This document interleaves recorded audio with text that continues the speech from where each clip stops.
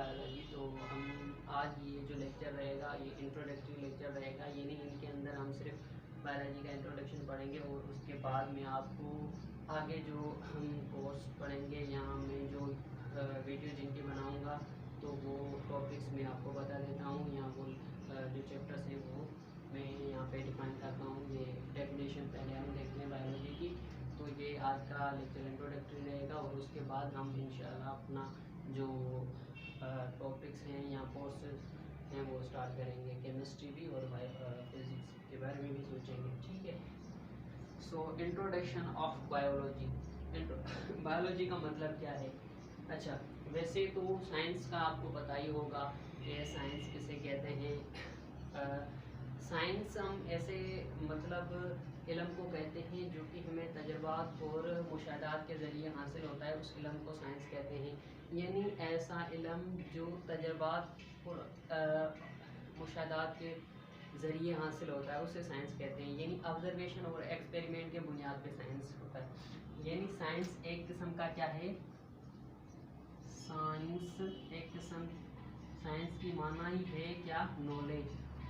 और ये Latin word से लिया गया है, सेंशा से लिया गया है, जिनकी माना क्या है? नॉलेज। क्या माना है? नॉलेज। अच्छा, लेकिन ऐसी नॉलेज जो कि किसके ऊपर बेस्ड हो? ऐसी नॉलेज जो कि सिस्टमेटिक हो। क्या हो? सिस्टमेटिक हो। और किसके बुनियाद पे हो? बुनियाद पे हो एक्सपेरिमेंट्स और ऑब्जर्वेशन की बुनियाद पे हो। किसके बुनियाद पे हो? एक्सपेरिमेंट्स और ऑब्जर्वेशन की बुनियाद पे हो। तो उसको हम क्या कहेंगे? साइंस कहेंगे, ऑब्जर्वेशन। अच्छा, ऐसा इल्म जो कि तजर्बात और मुशाहदात के ज़रिए हासिल हो तो उसे हम क्या कहते हैं? साइंस कहते हैं। क्या कहते हैं? साइंस कहते हैं, ठीक है। अच्छा, अब एक्सपेरिमेंट्स और ऑब्जर्वेशन किसे कहते हैं? ऑब्जर्वेशन का मतलब है मुशाहिदा करना। किसी भी चीज़ को आप साइंटिफिक पॉइंट ऑफ व्यू से देखते हैं तो वो आपका मुशाहिदा बन जाता है। यानी किसी भी चीज़ के ऊपर किन लोग डालना या किसी भी चीज़ के ऊपर साइंटिफिकली ऑब्जर्व करना किसी भी चीज़ को, तो साइंस के अंदर हम उसे क्या कहते हैं? ऑब्जर्वेशन कहते हैं। यानी किसी भी चीज़ को आप देख रहे हैं, गौर कर रहे हैं, उनके बारे में सोच रहे हैं, लेकिन साइंटिफिक पॉइंट ऑफ व्यू की बुनियाद पे, यानी साइंस के बुनियाद पे देख रहे हैं, तो आप उसे क्या कहेंगे? ऑब्जर्वेशन कहेंगे। और ऑब्जर्वेशन को प्रूफ करने के लिए एक प्रैक्टिकली वर्क किया जाता है। जो ऑब्जर्वेशन आपने किया है उस ऑब्जर्वेशन को प्रूफ करने के लिए कोई ना कोई प्रैक्टिकली वर्क करना पड़ेगा। तो उस प्रैक्टिकली वर्क को हम नाम देते हैं एक्सपेरिमेंट्स। अब जब एक्सपेरिमेंट्स डन किए जाते हैं तो उनसे कोई ना कोई हमें रिजल्ट, कोई नतीजा मिलता है। उस नतीजे के बुनियाद पे, उस रिजल्ट के बुनियाद पे जो भी इल्म है उस इल्म को हम क्या कहते हैं? साइंस कहते हैं। क्या कहते हैं? यानी पहले आपने क्या किया? ऑब्जर्वेशन किया और उस ऑब्जर्वेशन के बुनियाद पे आपने एक्सपेरिमेंट्स किया। अब उस एक्सपेरिमेंट से आपको क्या मिले? रिजल्ट्स मिले। उस रिजल्ट के बुनियाद पे जो इल्म है उसे ही हम क्या कहते हैं? साइंस कहते हैं। सो science basically derived from a Latin word scientia, that means knowledge. वो नॉलेज जो कि सिस्टमेटिक हो, ऐसी नॉलेज जो कि एक्सपेरिमेंट्स और ऑब्जर्वेशन के बुनियाद पे हो। किसके बुनियाद पे हो? एक्सपेरिमेंट्स और ऑब्जर्वेशन के बुनियाद पे हो, उसे हम साइंस कहेंगे। ऑब्जर्वेशन का मतलब मैं फिर से रिपीट कर रहा हूँ कि ऑब्जर्वेशन का मतलब है किसी भी चीज़ को आप साइंटिफिक पॉइंट ऑफ व्यू से देख रहे हैं, साइंटिफिक पॉइंट ऑफ व्यू से ऑब्जर्व कर रहे हैं, ठीक है। और उस ऑब्जर्व की हुई चीज़ को, ऑब्जर्वेशंस को प्रूफ करने के लिए आप कोई ना कोई प्रैक्टिकली वर्क करते हैं। उस प्रैक्टिकली वर्क को हम नाम देते हैं एक्सपेरिमेंट्स। याद रखिए, ये एक्सपेरिमेंट्स बैकबोन है साइंटिफिक मेथड का। यानी किसी भी चीज़ को प्रूफ करने के लिए ये एक किस्म की बैकबोन की तरह इस्तेमाल होता है। और ऑब्जर्वेशन को हम और भी डिफाइन करें तो आप इसे ऐसे कह सकते हैं कि ये किसी भी साइंटिफिक प्रॉब्लम की आइडेंटिफिकेशन है। क्या है? आइडेंटिफिकेशन। आइडेंटिफिकेशन मतलब पहचान। यानी कोई भी प्रॉब्लम है, क्रिएट हो रहा है, तो आप उसकी पहचान कैसे करेंगे? पहले आप उसको ऑब्जर्व करेंगे, फिर उसकी पहचान करेंगे, फिर आपको पता चलेगा कि भाई किस किस्म का प्रॉब्लम है, क्यों क्रिएट हो रहा है ये प्रॉब्लम। तो इस ऑब्जर्वेशन को हम क्या कहते हैं? Identification of any scientific problem और एनी बायोलॉजिकल प्रॉब्लम, ठीक है। तो ये किसी भी बायोलॉजिकल प्रॉब्लम या साइंटिफिक प्रॉब्लम की आइडेंटिफिकेशन के लिए इस्तेमाल होता है। So observation is the identification of any biological problem. और दूसरा जो नाम दिया जाता है, दूसरा ये है इनके बारे में कि ये क्या है? ये गेटवे ऑफ इंफॉर्मेशन है। क्या है? गेटवे ऑफ इंफॉर्मेशन है, गेटवे ऑफ इंफॉर्मेशन। यानी भाई अगर आप किसी भी प्रॉब्लम के बारे में ऑब्जर्व करेंगे उसके बाद ही आपके पास उस प्रॉब्लम की इंफॉर्मेशन आएगी, यानी किसी भी चीज़ को आप ऑब्जर्व करेंगे तभी उनकी इंफॉर्मेशन आएगी। तो ऑब्जर्वेशन ये पहला गेट है इंफॉर्मेशन गेन करने का, उसी चीज़ के बारे में, उसी प्रॉब्लम के बारे में, ठीक है। तो identification of any biological problem, gateway of information, इसे ही हम कहते हैं ऑब्जर्वेशन, यानी किसी भी चीज़ को साइंटिफिक पॉइंट ऑफ व्यू से देखना, ठीक है। अच्छा, आप जो ऑब्जर्वेशन किए हैं उनके बुनियाद पे आप कोई प्रैक्टिकली वर्क करेंगे, उस प्रैक्टिकली वर्क को नाम दिया जाता है एक्सपेरिमेंट्स। क्या नाम दिया जाता है? एक्सपेरिमेंट्स नाम दिया जाता है, ठीक है। अब उस एक्सपेरिमेंट से जो रिजल्ट आएंगे, जो नताइज आएंगे, उस नताइज के बुनियाद पे जो इल्म है उसे हम क्या कहते हैं? साइंस कहते हैं। क्या कहते हैं? साइंस कहते हैं, ठीक है। तो साइंस को बेसिकली, अब इल्म तो हो गया, इल्म दोनों चीज़ों का। अब दुनिया के अंदर तो लिविंग चीज़ें भी हैं, नॉन लिविंग चीज़ें भी हैं, तो इस वजह से हम साइंस को क्या करते हैं? डिवाइड करते हैं लिविंग और नॉन लिविंग के बुनियाद पे, लिविंग मैटर और नॉन लिविंग मैटर के बुनियाद पे। तो एक हमारे पास बनता है बायोलॉजिकल साइंस और एक बनता है physical science. Biological science, biological science, और दूसरा हमारे पास बनता है फिजिकल साइंस, फिजिकल साइंस, ठीक है।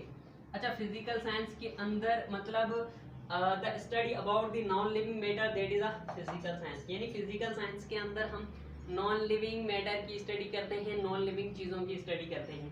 अच्छा, बायोलॉजिकल साइंस के अंदर हम किसकी स्टडी करते हैं? यानी the science about the living things, the science about the living things, that is called biological science. The science about the living things, that is called biological science. The science that is about non living things, that is called physical science. यानी वो science जो कि non living चीज़ों के बारे में हो उन्हें हम फिजिकल साइंस कहेंगे, वो साइंस जो लिविंग के बारे में हो उन्हें हम क्या कहेंगे?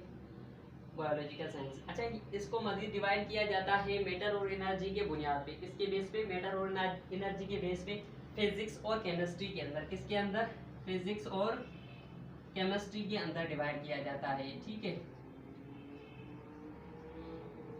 और इसको एक्सप्लेन किया जाता है, यहाँ इसको ऐसे ही लिखा जाता है बायोलॉजी, ठीक है। यानी इनसे एक ही ब्रांच निकलती है जिन्हें हम बायोलॉजी कहते हैं, ठीक है। तो आपको अब पता चल गया कि बायोलॉजी कहाँ से आई है, किसकी ब्रांच है। तो आप ऐसे डिफाइन अब कर सकते हैं कि biology is the branch of biological science.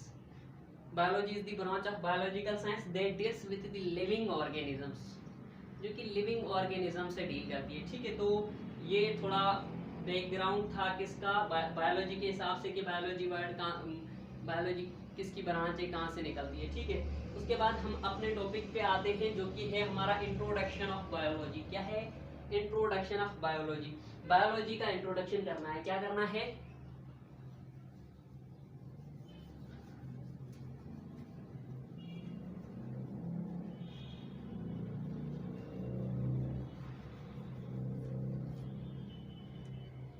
अच्छा, तो बायोलॉजी का इंट्रोडक्शन करते हैं। बायोलॉजी बेसिकली कॉम्बिनेशन है दो ग्रीक वर्ड्स का।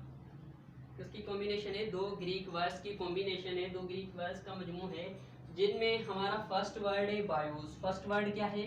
बायोस, प्लस में है लोगोस। यानी ये दरअसल बायोलॉजी कॉम्बिनेशन है टू ग्रीक वर्ड्स की, बायोस की प्लस में लोगोस की, ठीक है। अब बायोस का ग्रीक के अंदर बायोस, और हमारी लैंग्वेज के अंदर, उर्दू के अंदर हम कहेंगे जिंदगी, और इंग्लिश के अंदर बनता है लाइफ, ठीक है। तो बायोस का इंग्लिश के अंदर मतलब क्या है? लाइफ। लोगोस का मतलब क्या है? स्टडी, डिस्कस, थॉट्स, एस्टेक्स। Biology is the combination of two Greek words, दो ग्रीक वर्ड्स की कॉम्बिनेशन है, बायोस की प्लस में लोगोस की। बायोस की माना क्या है?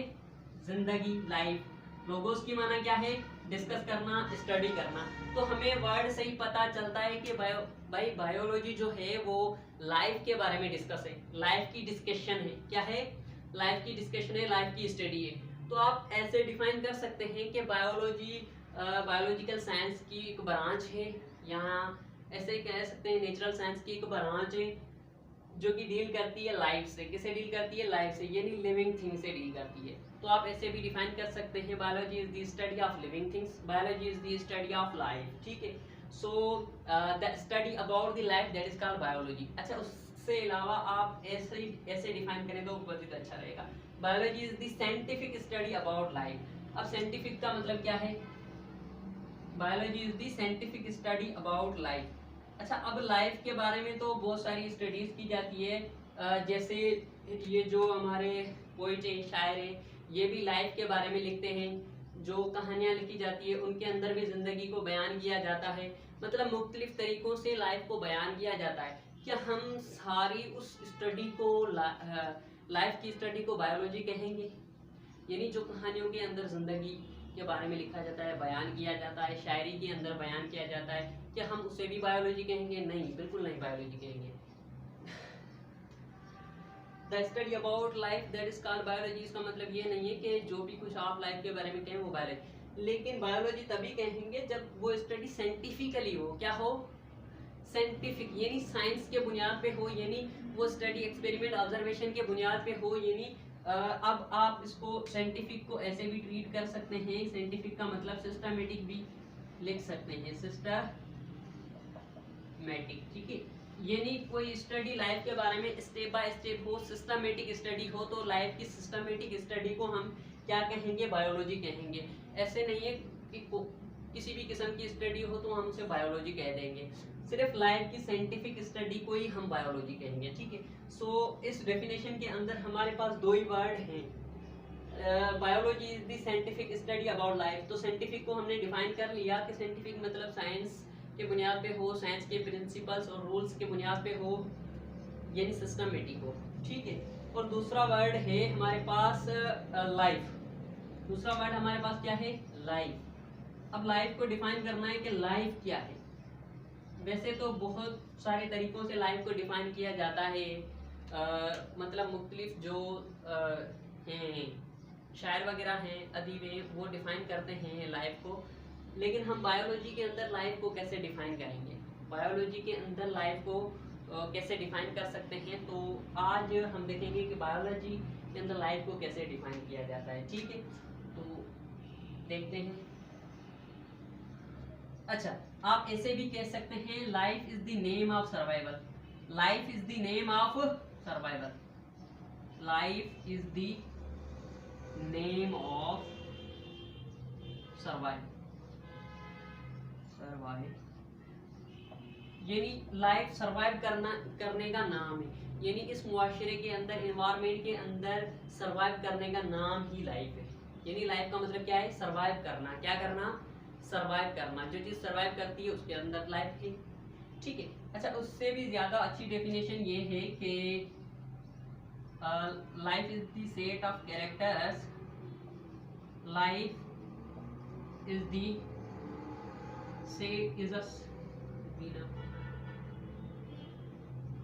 a set of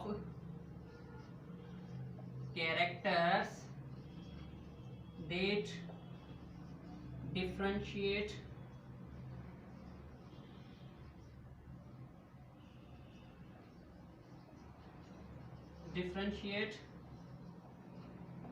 living things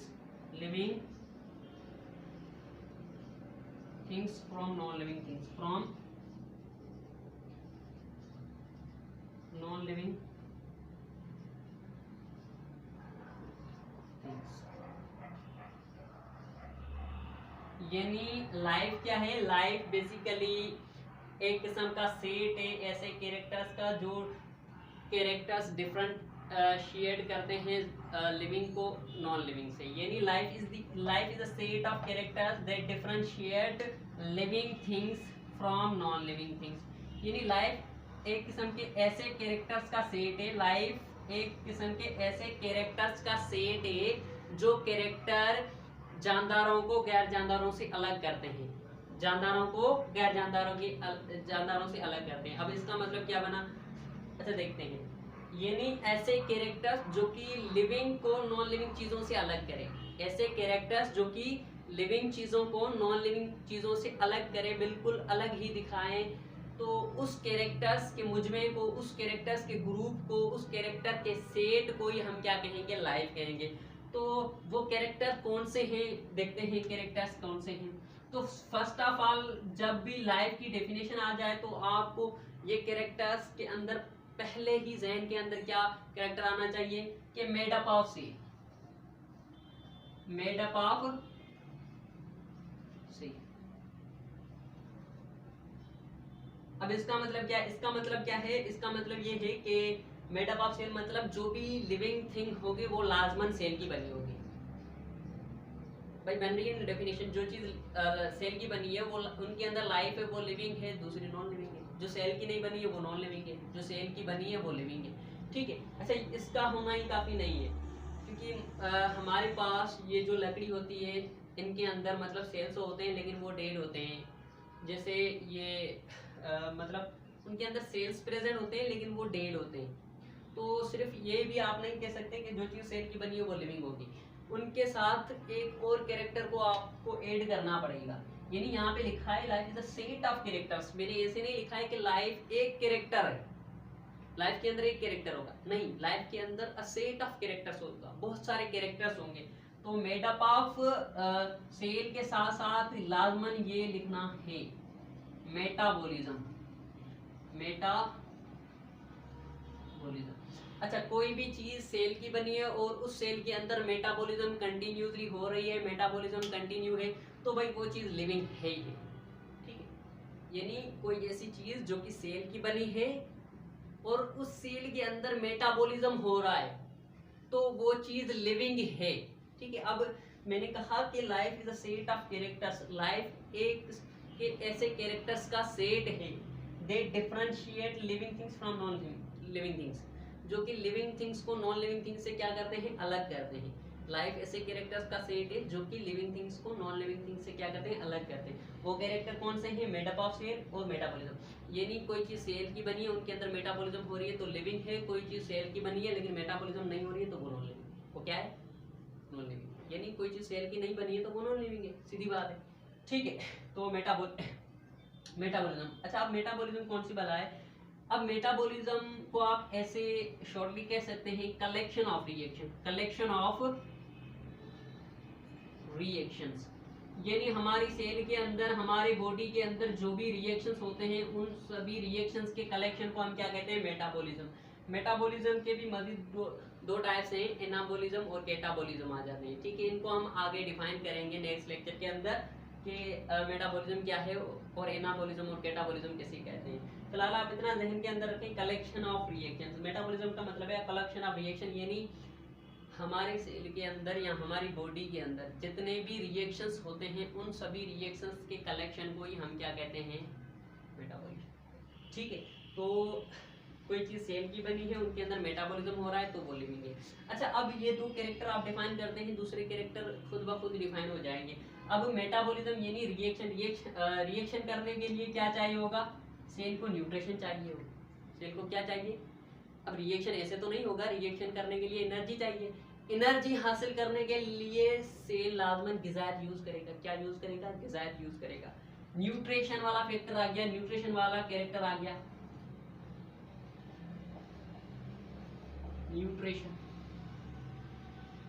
अच्छा, अब ये भी कैरेक्टर क्या कर रहा है, लिविंग और नॉन लिविंग को अलग कर रहा है। भाई जो चीज लिविंग है वो न्यूट्रिशन लेगी, जो नॉन लिविंग है वो न्यूट्रिशन नहीं लेगी, सीधी बात है ना। ये भी एक किस्म का लाइफ का कैरेक्टर है जो कि लिविंग और नॉन लिविंग को अलग कर रहा है। ये जो है सारे लिविंग के अंदर कॉमन होता है, नॉन लिविंग के अंदर नहीं होता। यानी अगर कोई चीज गिज़ायत ले रही है तो वो लिविंग है, अदरवाइज वो नॉन लिविंग। ठीक है। तो ये भी एक किस्म का कैरेक्टर बन गया जो कि लिविंग को नॉन लिविंग से क्या कर रहा है, अलग कर रहा है, यानी लाइफ की निशानदी कर रहा है, लाइफ को जाहिर कर रहा है। ठीक है। अच्छा, उसके अलावा अगर कोई चीज़ न्यूट्रिशन ले रही है एनर्जी हासिल करने के लिए तो वो लाजमन ग्रोथ भी करेगी। क्या करेगी, ग्रोथ भी करेगी, डेवलपमेंट भी, खुद की बॉडी के अंदर नई चेंजेस लाएगी, डेवलपमेंट करेगी और ग्रोथ भी करेगी। लाजमन है ना भाई, न्यूट्रिशन ले रही है तो ग्रोथ भी करेगी। ठीक है। तो न्यूट्रिशन के बाद हमारा जो कैरेक्टर लाइफ का आ गया ग्रोथ, ग्रोथ एंड डेवलपमेंट। अब ये भी डिफाइन कर रही हैं लाइफ को, कि भाई जो जिंदा चीज़ है वो ही ग्रोथ करेगी, वो ही बढ़ेगी। आपने कभी सुना है कि कोई नॉन लिविंग चीज़ या कोई किताब बड़ी हो गई हो 2 सालों के बाद, कोई कार वगैरह बड़ी हो गई हो? नहीं ना, तो वो नॉन लिविंग है। अच्छा, लिविंग चीज़ें ही ग्रोथ करती हैं और डेवलपमेंट लाती हैं, खुद के अंदर चेंजेस लाती हैं, ठीक है। तो ये कैरेक्टर्स भी लिविंग और नॉन लिविंग को अलग कर रहा है। क्या कर रहा है? अलग कर रहा है कैरेक्टर्स, ठीक है। तो ये नहीं, लिविंग चीज़ें ही ग्रोथ करेंगे और खुद की बॉडी के अंदर क्या लाएंगे? डेवलपमेंट लाएंगे, ठीक है। अच्छा, उसके अलावा अब जब इन्होंने न्यूट्रिशन लिया है तो न्यूट्रिशन को तोड़ने के लिए, एनर्जी हासिल करने के लिए सेल लाजमन रिस्पायर करेगा, वो ऑर्गेनिज्म लाजमन रिस्पायर करेगा, यानी रिस्पायरेशन वाला फैक्टर भी आ गया, रिस्पायरेशन भी आ गया, ठीक है। ये भी कैरेक्टर अलग कर रहा है लिविंग को नॉन लिविंग को। अब कोई नॉन लिविंग थिंग्स तो सांस लेती नहीं है, यानी रिस्पायर करती नहीं है, ठीक है। लिविंग चीज़ें ही रिस्पायर करेंगी, तो जो चीज़ रिस्पायर कर रही है वो डेफिनेटली क्या है? लिविंग है, ठीक है। अच्छा, उसके अलावा अब जबकि ये मेटाबॉलिज्म करेगा, कोई भी मतलब रिएक्शन होते हैं तो उनके अंदर बाय प्रोडक्ट्स पैदा होती हैं जो कि बॉडी की काम की नहीं होती है, बॉडी को फिलहाल उनकी ज़रूरत नहीं होती है, यानी वो बाय प्रोडक्ट्स ही होती हैं। तो अगर वो बॉडी के अंदर रिमेन रहेंगी तो वो टॉक्सिसिटी क्रिएट करेंगे, उन्हें एक्सक्रिएट भी करना पड़ेगा, यानी एक्सक्रिएशन ऑर्गेनिजम्स करेंगे। क्या करेंगे? जो जानदार चीज़ें हैं वो एक्सक्रिएशन करेंगे, नॉन लिविंग तो नहीं करेंगे ना, लिविंग एक्सक्रिएशन करेंगे। क्या करेंगे? Excretion, excretion. अब ये वाला फैक्टर भी आ गया।